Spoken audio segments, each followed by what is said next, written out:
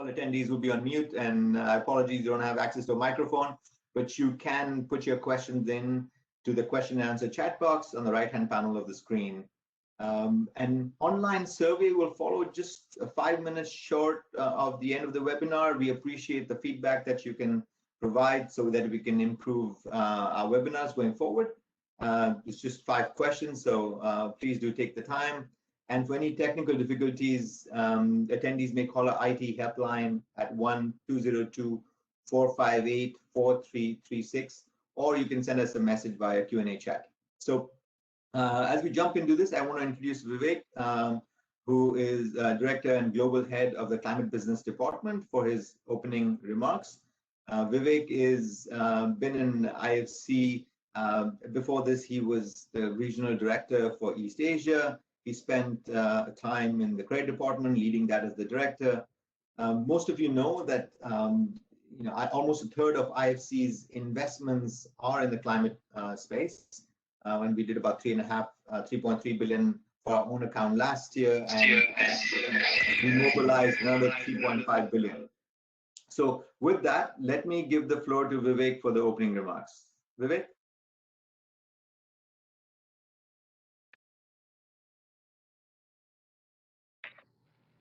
Can you hear me now?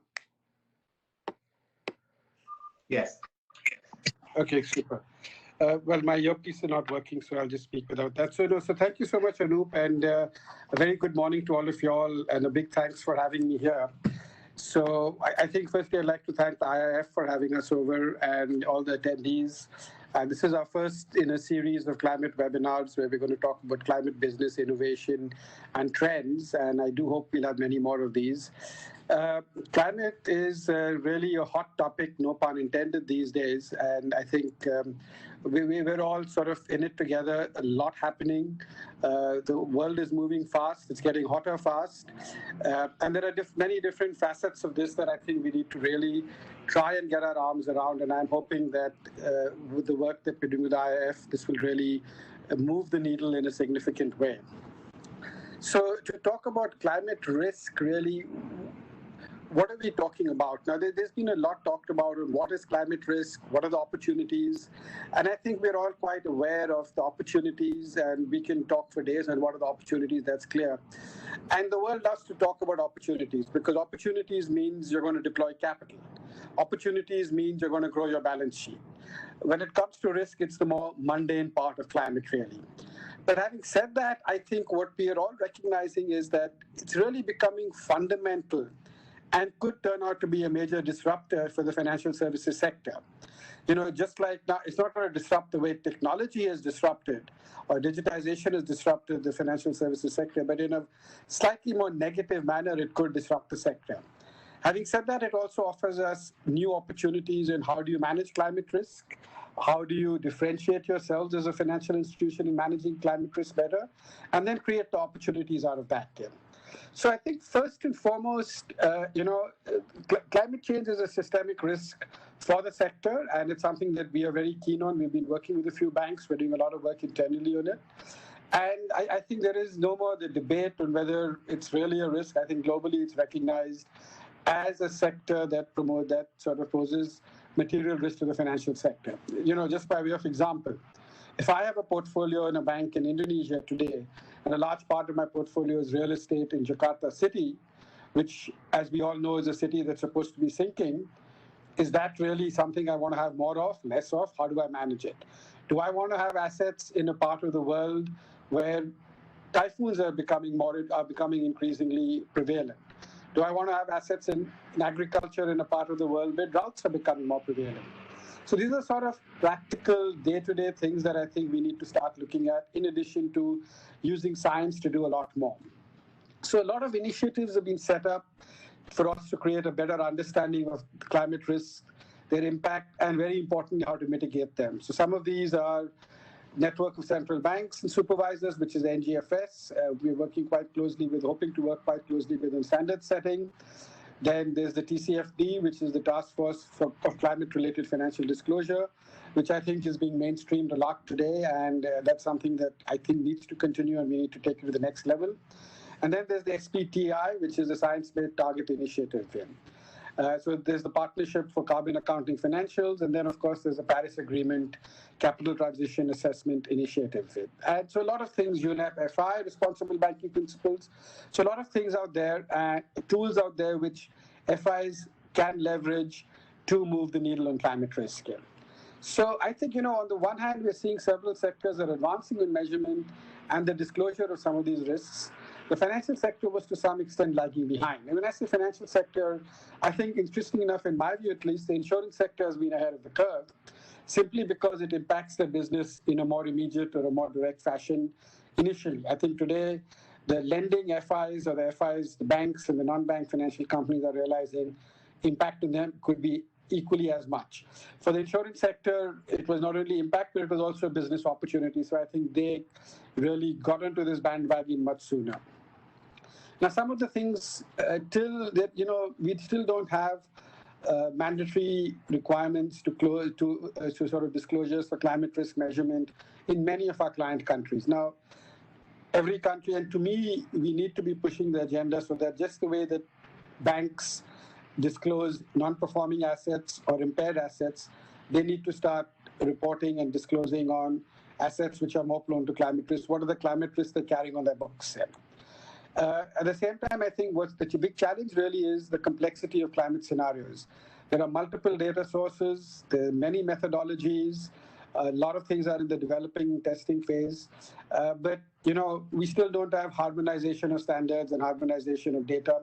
Plus, I think, with climate risk, the way the universe is moving so fast, I think what we're all going to see is the incidence of some of these climate incidents or, these incidents is going to increase in frequency, like we've seen, say, for example, typhoons in the Philippines.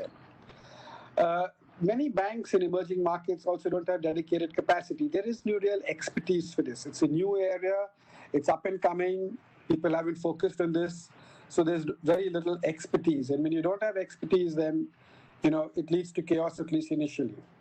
Having said that, I think we can make that happen collectively, and we are doing a lot of work thanks to some of our donors. We're going to announce something very soon, where I think we're going to work with a lot of developing country regulators and banks to see how well they can take this to the next level there. Another point is, I think, banks are very open to explore, like I said earlier, climate finance opportunities, renewable energy, energy efficiency, green bonds, green buildings, because they see that as a source of revenue. But not many of them at the same time are able to put climate risk and climate considerations and develop a comprehensive strategy on how to take this forward. So, disclosures in line with TCFD recommendations, straightforward and simple to say, but not so easy when it comes to implementation. If you're a bank in an emerging market, clearly I think developed country institutions are far more advanced. They have the tools, they have the means, and they have the talent, and they're able to acquire the talent to do that much faster. So, how do banks in developing countries estimate and manage their exposure to climate risk? So you require really best-in-class qualitative and quantitative methodology, and then you develop a robust strategy, and then at the same time, what you need is a good governance structure on this. So I think just moving to what you all are going to hear later on today is what's the context of the webinar today. I think it's a very timely webinar because climate risk is becoming a key theme today. And that trend is only going to move faster and faster. I think we're going to see more and more regulators recognizing this is a risk and moving quickly so that banks and FIs can start disclosing this. So therefore, we clearly recognize there is a need to create knowledge and understanding of these risks amongst emerging market financial institutions, and then move them along with the global trend. So we've been collaborating with several partners like the SPN, the NGSF, PCAF, PACTA, etc., on how do we come up with an optimum way to work with our FI clients across emerging markets.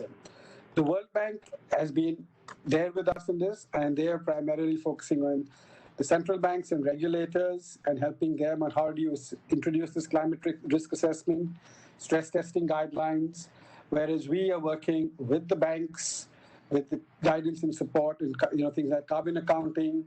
How do you evaluate the portfolio and exposure to transition risks? This is a big thing. And again, how do they get into using reporting and disclosing in line with TCFD? So the webinar today will discuss how regulators around the way are rapidly developing supervisory and regulatory approaches to climate-related risks.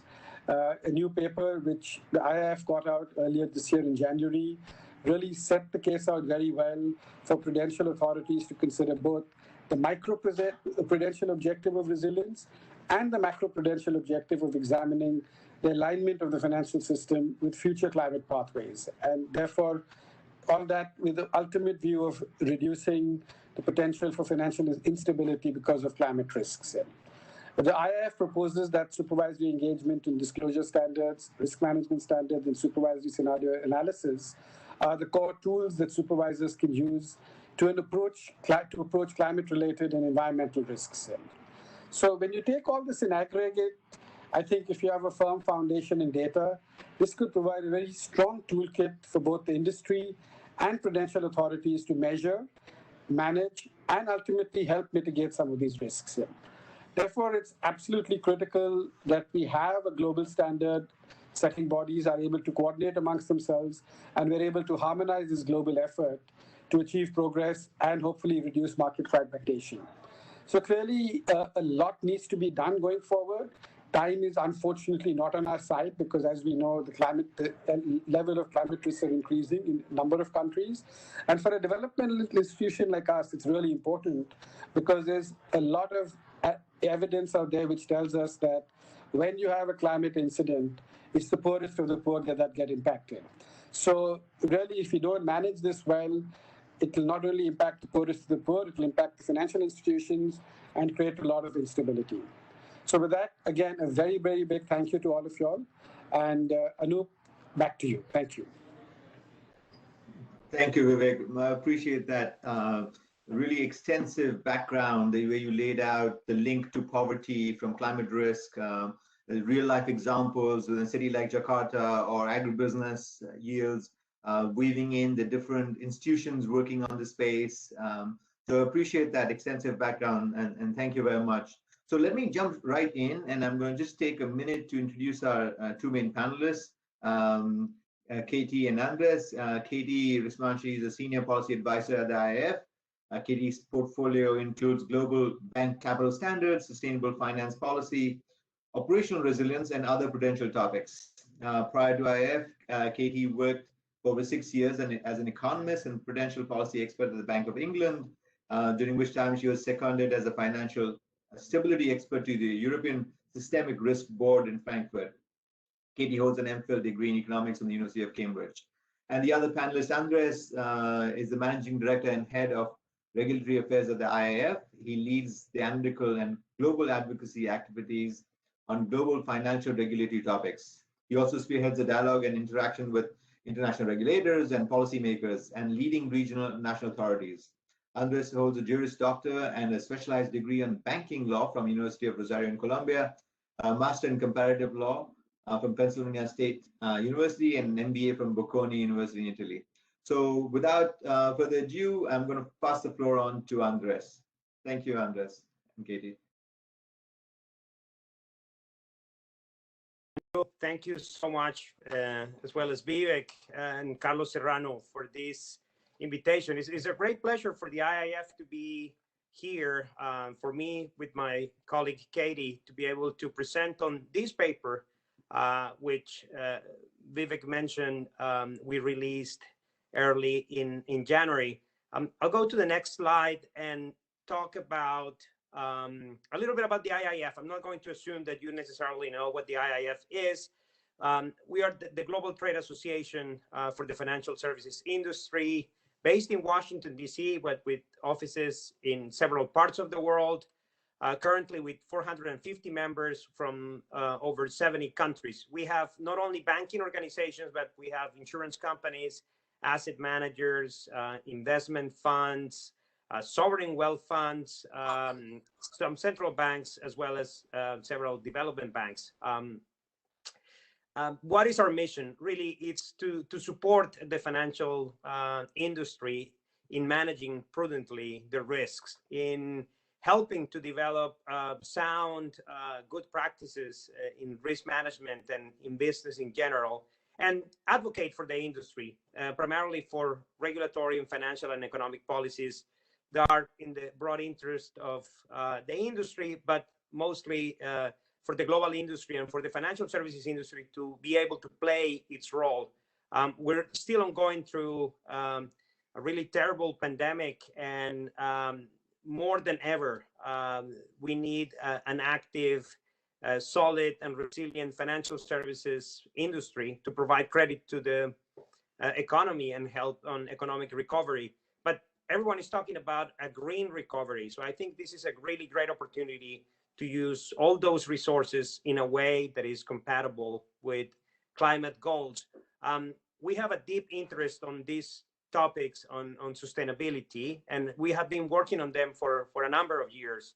You may have seen that earlier this year, our board of directors released a statement which really sets out serious commitments from the financial services industry in regards to sustainability in general, but more specifically addressing climate risk. I think some of the comments that Vivek made were quite timely and quite substantive from the perspective of the role of the financial services industry. That really means about financing the transition to a sustainable and low carbon economy. And that is a role that is fundamental for the financial services industry. So in that context, we spent some time thinking about what should be the role of prudential financial regulators in this area. And that those views are contained in the paper that we released early in January. If we can go to the next slide. I want to talk about a little bit the context for the report. Obviously, financial institutions are addressing these risks from quite some time. Those practices are evolving, however. There is not yet, as Vivek was mentioning, consolidated, agreed by all methodology and data set as to how these risks should be managed. Obviously, this has resulted in a lot of interest from regulatory authorities around the world. Here I'm showing you a few numbers that show how much policy is now being developed in this area. We have only in 2020 over 550 new regulatory developments. In just 5 years, the pace has increased in over 210% in the way those developments are being produced. Just last year, there were out 75 public consultations on policies being developed in climate risk and sustainability. What are the main areas of focus? Transparency, the release of comparable, auditable information on the exposure to climate risk and the impact of both climate events on financial services, but also, quite importantly, what is the effect or the impact of the financial services activities on climate. Second, environmental risks, how to address them, how to measure them, how to quantify them, and then how to manage them. Third, ESG integration. As you have seen, a lot of activity from financial institutions to integrate ESG considerations in the development of products and the commercialization of such products, particularly from the asset management and the insurance industries. Very closely linked to that, responsible investment and how ESG considerations determine how those assets that the financial services industry manage on behalf of their clients, how those investments should be made. But this is also something that applies to central banks, as we all know. And then climate change in general, and particularly, what is the impact of climate change on the balance sheet of financial institutions? The main message here from our presentation in terms of what the role of supervisors should be, it's really about the need for consistency, the need for harmonization. Just imagine with all these regulatory developments taking place in different jurisdictions. Finance is really a global industry, and there is quite an urgent need for global standards. We need comparability. We need to be able that what one bank is doing in Asia is comparable or measurable in the same way as that bank is doing it in Europe or in the United States. We need consolidated data sets. You know, we need, just like we have on credit or on market risk or even on operational risk, we need to be speaking the same language. And regulators and policymakers have a very important role in promoting that consistency and harmonization. If we go to the next slide, I'll talk briefly about how banks are managing this risk. And I think that's quite important, because I think that is the primary area of concern for regulators. And we believe that is rightly the case. Regulators are asking the question, are banks, insurance companies, asset managers, and others adequately measuring those risks, adequately quantifying those risks, and adequately managing those risks? And here we're talking not only physical risks, and Vivek mentioned many of them with examples in Jakarta, in Florida, in the US, in many other parts of the world that are exposed to physical risks derived from climate change. But more importantly, perhaps, we need to talk about transition risk. We could be seeing in the near future stranded assets or whole industries that are going to be affected by the change of policy regarding climate risk. Obviously, first comes to mind the oil and gas industry, but it is not the only one. Just think of automotive and airlines and other industries where changes in policy, just think of the introduction of a carbon tax, what that would do for the industries that I just mentioned. So think about financial institutions' exposures to those industries and whether those risks are being adequately assessed today. So what do we see? We see a lot of action. We see a lot of activity in terms of developing methodologies, trying to consolidate data, trying to refine, but importantly, incorporate this new type of risks related to climate into the existing risk management frameworks, the governance, and the methodologies. So most financial institutions, most banks today are embedding this climate risk into the other types of risk. They consider that climate risk, it's embedded into credit risk, into market risk, into operational risk, and certainly into reputational risk. Very few organizations, and it's roughly 80-20, so approximately 20% of the organizations are trying to treat it as a principal risk, as a separate risk. Well, I can tell you that today, we don't have established, consolidated consensus methodology on this. The Basel Committee, for example, is doing very interesting work today, trying to understand what are the leading methodologies. And that work, we're going to see it later on this year. But many others are trying to consolidate or promote a more thorough understanding as to what are those leading methodologies. But even before methodologies, you need to talk about consolidated data. And again, we don't have comparable data sets in this space. How emissions are measured, how scope 1, 2, and 3, despite the standards that have been developed, that data is not captured in the same way across the world. So the challenges for financial institutions of finding that data, using that data in the same way that they use, let's say, historical data on credit losses. So if we compare managing credit risk to managing climate risk, we see the challenges and we see the obstacles and we see the methodological difficulties that still exist. So then it's not only about the data that financial institutions produce themselves, is in the sense of disclosing what would be the impact of climate risk on their balance sheet. But to be able to do that, they need to have the data from their clients and from their counterparts. Well, Vivek was mentioning there's not yet a mandatory regime for disclosure of. There is not even a standard for the disclosure of this data.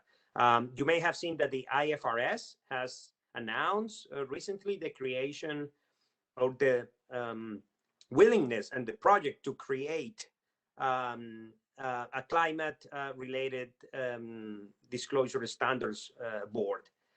That will go a long way to create a more harmonized standard that is global in nature. But don't forget that the US does not apply IFRS. So we need something that also covers FASB standards in the US so that we can really talk about a global standard. Then I'll go to the next slide. And then just to talk about insurance sector specific trends and observations. Obviously, this is not something that only affects banking institutions. Vivek mentioned how even insurers are leaders in this area because they have been considering this risk for quite some time because of their underwriting activities. So environmental and climate-related risks have been studied and analyzed by the insurance industry for quite some time. And they have very robust methodologies. But that applies on both sides of the balance sheet. Obviously, in their underwriting of climate-related risk, think of catastrophe insurance, cat bonds, etc. But also, and more importantly, even how insurers are thinking about the investment of the resources that they have as one of the leading institutional investors. As you know, in many parts of the world, insurance companies and the insurance industry is the leading institutional investor. So it does make a difference how they invest those resources, and obviously impact investment and then other type of commitments and approaches by the insurance industry are quite decisive and quite important in this area. But then insurance companies work with their clients to make them more climate resilience. That reduces losses and improves overall risk management. I'll go quickly to the next slide. And then I'll just mention that as I commented before, many regulators are developing policy in this area. Some of that is being done through the NGFS, which obviously it's proving to be a catalyst for action on the regulatory side, with many prudential institutions and central banks joining the NGFS. 87 members already, and most significantly, the US in January of this year joined the NGFS. And undoubtedly, the change of administration in Washington has proven to be a catalyst for action at the US level. Needless to say, whatever is adopted in the US is going to have very significant implications for global trends in this space. And that is the case in policy. You have seen that the Federal Reserve has created a climate supervision group within their supervisory group. Recently, as recently as yesterday, I believe, Lyle Brainerd announced the creation of a financial stability committee focused on climate risk in the US that will sort of operate alongside the FSOC, the Financial Stability Oversight Council. And then you can expect the SEC, to establish disclosure requirements regarding to climate. There is a consultation out by the SEC recently. So many authorities are formalizing those approaches, but as I mentioned, we see a lot of heterogeneous approaches being developed. And that means that harmonization becomes quite an important priority. The global standard setters, the Basel Committee, IIS, IOSCO, and others can play a very significant role here. And then we see scope for additional action, but again, hopefully in a harmonized way. That's why we produced this paper analyzing how supervisors and regulators could approach this type of risks. So before going into that discussion on the paper itself, let me hand it back to Anup for questions or comments. Thank you, Andres. Before I respond to what you've just said, there was a question about if this presentation is available. I just want to let people know, if you've registered and you fill out the survey at the end, you'll have access to the presentation and the recording. So appreciate you giving us that feedback. So Andres, thank you for that. I think, a couple of things that I particularly take away is the data, and we all struggle with that. We at the IFC have been sort of parsing out data and seeing the impact on our investments, doing risk assessments on our portfolio, climate risk assessments on our portfolio. And IFC was the first multilateral to report under the TCFD. And we've found that as a great framework to organize our activities around climate risk. So we use that framework to say, okay, where are we on that? And we literally go line by line and see which are the activities we can do and improve on next year and the following year. And that's become a good roadmap for us to use. So let me, and what you pointed out is a very busy landscape. You mentioned at the end that the global standard setting bodies are getting more involved in these topics. What can we expect to see from the FSB, the Basel Committee, and others in the coming 1 or 2 years? You referred to some of those, but can you elaborate? You or Katie can elaborate more on that? Sure. I'll be quick so that Kate has sufficient time to cover the report. FSB, they're working on data together with the IMF, data gaps, and how to address this issue of lack of a harmonized approach to data. So you can expect significant work from the FSB in that area. The BCBS, as I mentioned, is working on methodologies, but also on transmission channels. Banking regulators really want to understand how climate risk transmit into financial risk.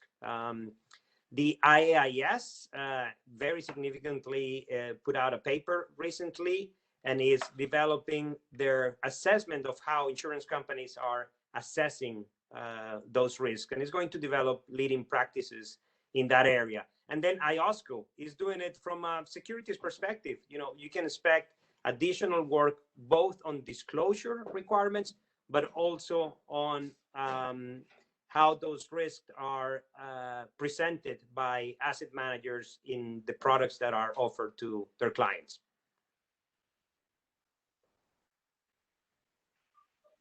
Katie, on to you. Thank you so much. If we can have the next slide, please. Thank you. So thanks very much, as Andreas said, for this opportunity to present our report, Prudential Pathways, to the IFC and others today. So just before we go into the details, we thought it was a helpful starting point to lay out a clear framework to discuss and analyze the potential objectives that a prudential authority could have with regards to climate and environmental risks. We found that a framework like that was missing in the earlier literature. And without that kind of guiding framework, the discussions on how to use prudential tools can become more confusing and more muddled. So I'll say more about that framework shortly. In the report, we then go on to translate the thinking about objectives into some specific analysis and recommendations to national authorities and the standard setters that Andreas was just mentioning on the use of prudential tools and priority areas for development. And in terms of the report scope, we worked with the IIF membership to take a very cross-sectoral view across banking, insurance, and reinsurance industries to come to some common views on common issues like data availability, fragmentation, etc. although we're conscious of the inherent differences in the business models and supervisory architecture between banking and insurance sectors. We focus on climate-related risks because of the relative urgency and the current focus on those risks by authorities and financial institutions, but we do try to address environmental risks more broadly where relevant. And finally, we offer some thoughts on prioritization through this year to catalyze progress on these very important issues. And as I'm sure everyone here knows, this is a very important year in many ways because of the much anticipated rescheduled United Nations Climate Change Conference, COP26, that will take place in November. And indeed, since we released this report in January, a lot has happened already this year. So if I could have the next slide, please. So on the analytical framework for objectives that I mentioned, we thought that it was useful to categorize these into 3 potential objectives in the climate context that are shown on this slide. So the first one we call resilience. This has a micro-prudential focus. It's concerned with ensuring institution safety and soundness in light of transition and physical climate-related financial risks. And I saw one of the questions we've received is about the transmission channels from climate risks to financial risks. And these are really what Andreas was touching on in his presentation. They're often categorized into the physical risks that can affect value of collateral, profitability of counterparties, etc., and transition risks that can arise as the economy is changing its structure and adapting to different climate pathways. The next potential objective we called system-wide alignment. This one has a much more macro-prudential lens. It involves authorities examining the alignment of the financial system with various possible future climate pathways to assess the transition channels between the economy, the climate, and the financial system. And the sort of reason you would look through that lens is to try and reduce or mitigate potential vulnerabilities that come back to financial stability because of feedback loops there.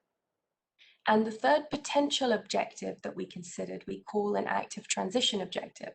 So different from the others, this would mean the use of prudential tools to regulate and incentivize the financial system to actively steer the low carbon transition of key sectors in the real economy via the provision and the pricing of financial services.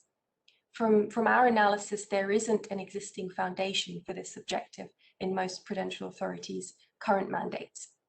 If I could have the next slide, please. So one of our main conclusions in the paper is that prudential authorities should consider both the micro-prudential objective of resilience and the macro-prudential objective of system-wide alignment. And we think that both of these are within existing prudential mandates because of the possible direct risks to financial institutions from climate change and possible feedback effects from the economy to the stability of the financial system. However, we think that going beyond those 2 objectives to pursue an active transition objective would imply having an undue reliance on the financial sector to achieve broader policy goals, and that this could undermine the ability of prudential authorities to meet their primary objectives or have potentially other unintended consequences. And the paper goes into greater depth on the rationale, but just sort of to mention a few of the possible risks, it could undermine credibility of the prudential regime, which is obviously important for maintaining confidence in the financial system. It could mean that microprudential and macroprudential risks emerge if requirements do not correspond to true risks. And as it's indirect, it's probably not the most efficient approach either. If I could have the next slide, please. So this slide, I won't, describe everything here, but just to give you a flavor of something in the report, this replicates one of the figures in the paper in which we try to map from the possible objectives that I mentioned, which are the column headings, to show which tools could be highly relevant to meeting an objective, shown in green, and which could be relevant or indirectly relevant to contributing to meeting an objective, shown in yellow. And the final column is shaded grey, as those were some examples of how we think the same tools could be used differently if authorities were targeting an active transition objective, which, as mentioned, is not recommended in the paper.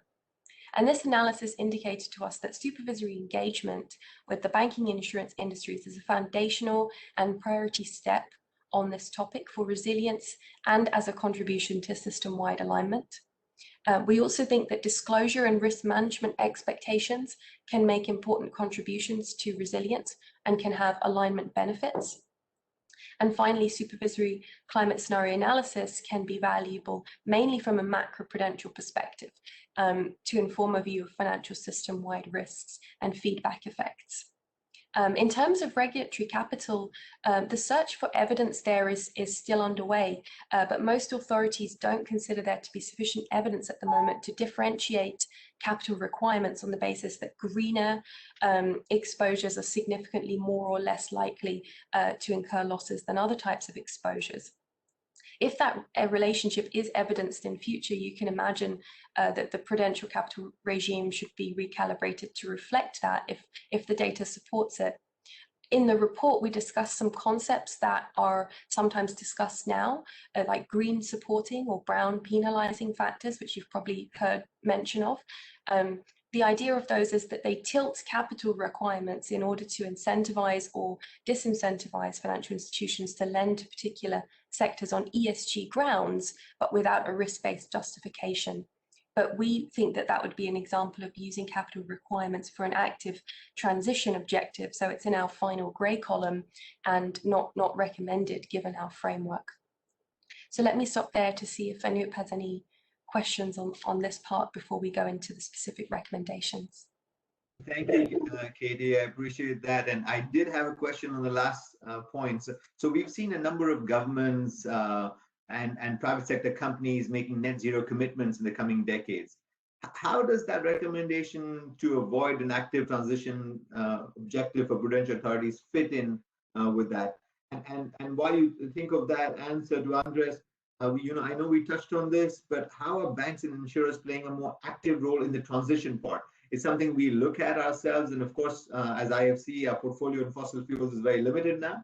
We've significantly scaled up our renewables, but would love to hear from both of you on these two questions. Thank you. I'm happy to jump in first on the question to me. I think that's a great question. So to be clear, that the report isn't arguing that governments should not have a role in steering the economic transition. So using their toolkit, like the fiscal policies. The report is very squarely focused on prudential regulation, which obviously has specific objectives and is controlled by prudential authorities that are unelected officials. And so in that sense, we're not supporting the use of prudential tools and the provision of financial products to regulate the transition, because we don't think it's efficient or appropriate to unduly steer the financial sector to deliver it. However, we're conscious that many, as you mentioned, and many countries more and more are making economy-wide commitments to become net zero emitters, and the list of countries there is growing. And by doing so, I think that implies that they should be using their fiscal toolkits and their environmental policies to shape the path of their economies. And in fact, the clearer signals and price signals that they can generate with that, the more helpful that is for the financial industry. And financial institutions themselves are already actively working with their clients to support the transition to a sort of less carbon intensive model. And that's an extremely positive development, and financial institutions should be incentivized to do that from a risk perspective and a reward perspective.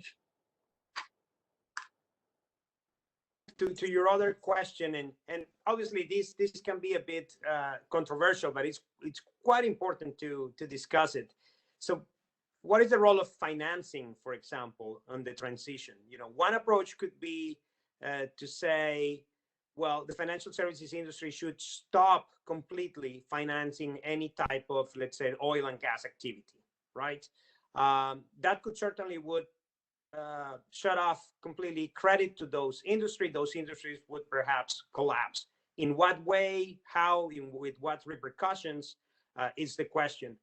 The other approach is the financial services industry acting as the financier of that transition. So let's say companies in such industries becoming cleaner, using cleaner technologies, reducing the percentage of oil and gas in their portfolios in terms of their overall production.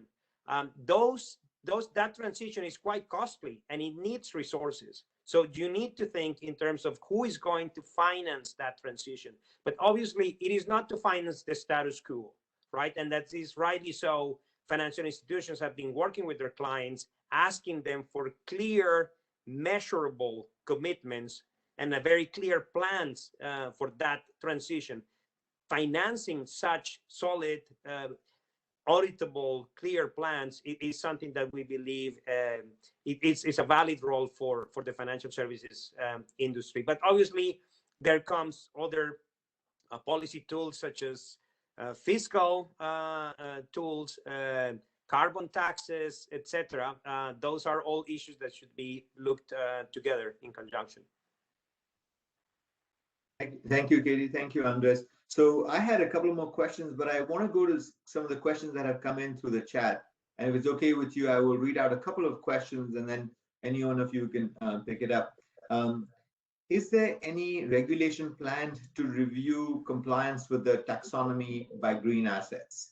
So compliance with the regulation. The second is, what is the role of AI, digital, in lowering informational barriers and increasing data granularity for physical climate risk management? Any thoughts on these two questions before I put out a couple of others? Maybe I'll make a comment on the first one. Maybe Katie can comment on the second one. Well, taxonomies are being developed around the world. Obviously, Europe has the lead on this. It was a quite difficult, and if I may say, political process as well as to how you classify different types of activities. Just think of the huge debate about classifying nuclear energy, right? So why it was developed originally was in the context of investment products, right? We're not talking about lending activity or lending to certain sectors, but it was developed as increasingly the financial services industry, classifies or names certain types of assets are green or sustainable. So we needed a common language to be able to say, this is a green asset, or this is a green investment, this is a green fund. And that's how the taxonomy was developed. So within that framework, obviously, there is a way to ensure that that taxonomy is used adequately. But we're evolving that very rapidly, and there are considerations to use that taxonomy in other contexts, in disclosure, for example, and potentially even on investment or lending restrictions. We're not yet there, and we need to think carefully about whether the taxonomy that was developed for a different purpose can be applied for these other purposes. But then that's only a European. There really should be a global taxonomy. But I can imagine the difficulties in having a governance to be able to develop that at a global level, including something that applies to emerging markets, which, as you can already infer, would be quite a difficult task. Katie. Yeah, no, if I'll try and tackle the AI digital question. So I think, as you know, it's been clear in everyone's remarks that data is one of the big hurdles. It's the foundational thing that's needed for risk assessment or for assessing investment options. And there's a number of discussions at the moment about how to increase that availability. Obviously, increasing disclosure by corporates is very important. but there's also a discussion about how you make more readily available data about potential physical risks or the financial consequences of certain maybe climate-related events.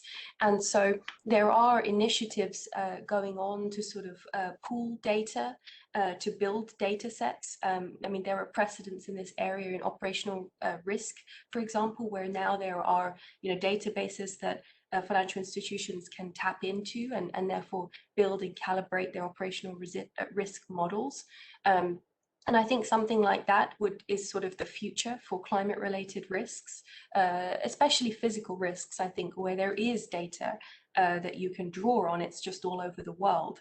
And so I think the use of tools like big data tools and analysis is going to be, very valuable for doing that quickly. But what you also need, I think, is sort of collaboration, either between financial institutions, but also with the public sector in many cases, because some of the barriers to sharing data are not technological, but they're legal. And so I think the public sector can come in and support that kind of database generation. Thank you, Katie. And that is really interesting for us, as we have our clients who, of course, share data with us, but then we have a banking sector clients, which is a different set of clients and sharing their data. And I think this aspect of the confidentiality of data, how it's treated, how it's managed, is a significant issue that we're all trying to hurdle through. So in the context of some of the regulatory aspects you laid out, there's a question that has come in here, and I'm sympathetic to this because as an formerly investment person doing transactions, we have this discussion internally: are we putting too much on the investment staff? The question is, aren't we putting too much regulatory burden now with climate as well on the banking sector that is going through a lot of tension and profitability pressures? Any thoughts on that question? I would say, well, obviously there is the risk that we over regulate.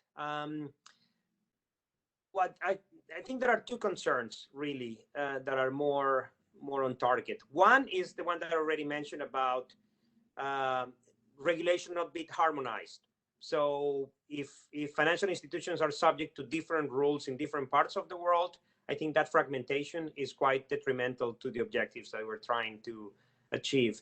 But second, this is an evolving science, right? We don't have all the answers yet. So I think the risk is to be excessively prescriptive about regulation at this point, because we're not yet at a stage where we can lock in certain type of data or certain type of methodology, and we need to allow room for those to evolve. And I'll give you very quickly one example. The European Banking Authority, a few weeks ago, put out for consultation a Pillar 3 disclosure set of requirements for banking organizations in Europe. Those are being consulted today. Our view is those Pillar 3 disclosures are excessively granular and prescriptive and use specific methodologies or data sets that maybe tomorrow we're going to be using. That regulation risks being obsolete very quickly. So we would argue for a much more principle-based type of regulation at this stage. So I would say that those are two risks regarding regulation. Thank you, Andres. So I have one other question, probably the last one in the chat. The question is, I have the impression that insurers are more focused on physical risk and banks on transition risk, as they may believe that governments and insurers will cover the physical risk. Do you have that same view? I'll let Katie address that one. I know we also have our colleague and insurance expert, Mary Frances, on the webinar, so she may have some thoughts. I don't know if Mary Frances, if you'd like to jump in at this point. Thank you, Katie. I appreciate that. And indeed, insurers are very focused on both physical and transition risks, and they are considering the impact of divesting on a firm's ability to transition. and also the impact that that divestment might have on losing the ability to engage and influence that firm. So insurers, of course, have impacts on both sides of the balance sheet. On the asset side, a number of them are also asset managers, so they have climate-related commitments on the investment portfolio, but they are also mindful of the transition risks. So I would say they are looking at both the physical and the transition risks very keenly. And on the liability side, they're certainly factoring the climate risks into their underwriting and pricing decisions. But I would also say more proactively, they are working with their clients on new products to improve resilience. And just bridging back to Katie's point on AI, this is where AI has played a very significant role, where insurers are setting up risk engineering teams that provide advice. For example, one large US insurer has a wildfire team that has a US street map that maps all of the wildfire risk across the country. And these AI tools can also be used to educate customers about climate risk, to incent them to more fully consider these factors in decisions about where to purchase property, where to establish a business. And that also helps the insurer avoid the stranded asset risk that Vivek mentioned in his opening remarks. Thank you, Mary. That's very helpful. It reminds me when you talked about technology in the agri-tech times that I was working on the space, there was a company that was providing weather-related data and hail-related data, particularly in the Dallas area, because the insurers had to pay out against that, and they wanted good data that would help them make appropriate payouts. And they were combining technology with the sensors that were put out there by this technology company to provide that information then to the insurance company. So there's a fair amount of leveraging of data and technology in getting to that. I think we're coming to the end of the hour. I have one final question that is very interesting, and while people are finishing the poll, recently the ECB indicated that they will shift their bond buying program towards low carbon issuers. Do you think this will be implemented, and do you see this as a trend with other central banks?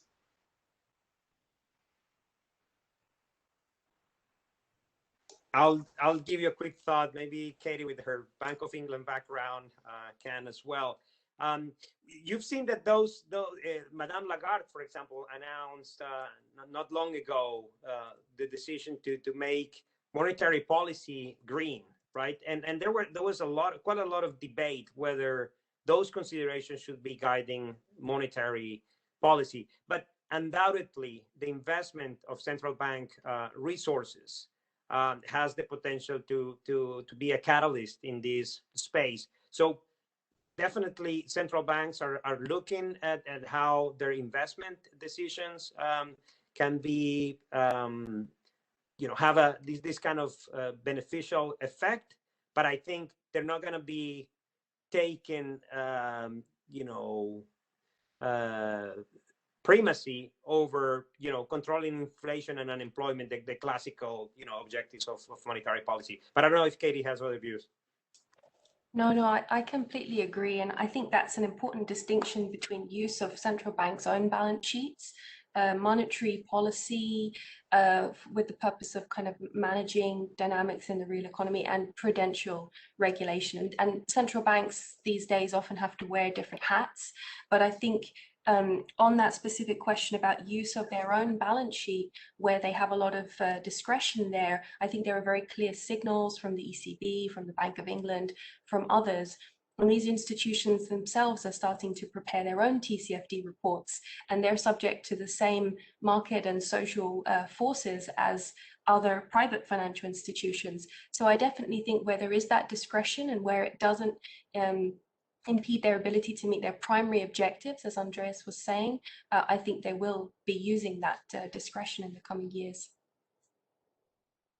Thank you, Katie. I see several other questions that come in the chat box, but unfortunately we've run out of time on this, and we'll try to get answers to these questions maybe somehow in a chat function or a box to send back to the people. So let me take this opportunity to thank you and the IIF team, Katie, Andres, Mary, and others who guided this seminar. Thank you to Carlos for organizing this, and to the team behind the scenes. Much appreciated. I hope our audience enjoyed it, and have a great day. Thank you very much.